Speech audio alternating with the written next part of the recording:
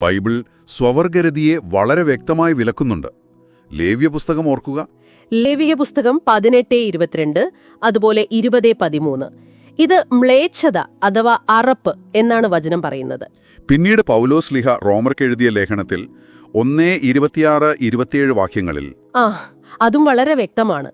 സ്ത്രീകൾ സ്വാഭാവിക ബന്ധം വിട്ട് പ്രകൃതിവിരുദ്ധമായതിലേക്കും പുരുഷന്മാർ സ്ത്രീകളുമായുള്ള സ്വാഭാവിക ബന്ധം ഉപേക്ഷിച്ച് അന്യോന്യം കാമം ജ്വലിച്ച്.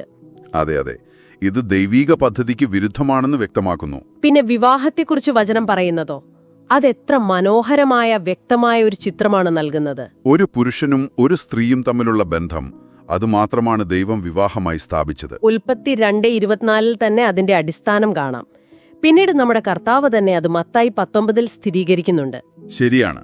അതുകൊണ്ട് പുരുഷൻ അപ്പനെയും അമ്മയും വിട്ട് ഭാര്യയോട് പറ്റിച്ചേരും, ഇരുവരും ഒരു ദേഹമായി തീരും. അതുപോലെ എഫെസ്യർ 5 ക്രിസ്തുവും സഭയും തമ്മിലുള്ള ബന്ധത്തോട് അതിനെ ഉപമിക്കുന്നു. അത്ര വിശുദ്ധമാണ് ആ ബന്ധം. അപ്പോ ഈ ദ ലാസ്റ്റ് ഓഫ് അസില് എല്ലി സ്വയം ഡാഡ് എന്ന് വിളിക്കുന്നത് അത് ശരിക്കും ഈ അടിസ്ഥാനങ്ങളെ തകർക്കാനുള്ള ശ്രമമാണ്.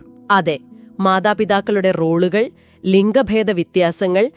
ആവർത്തന പുസ്തകം 22:5 പോലും സ്ത്രീ പുരുഷന്റെ വേഷം ധരിക്കുന്നതിനെ വിലക്കുന്നുണ്ട്.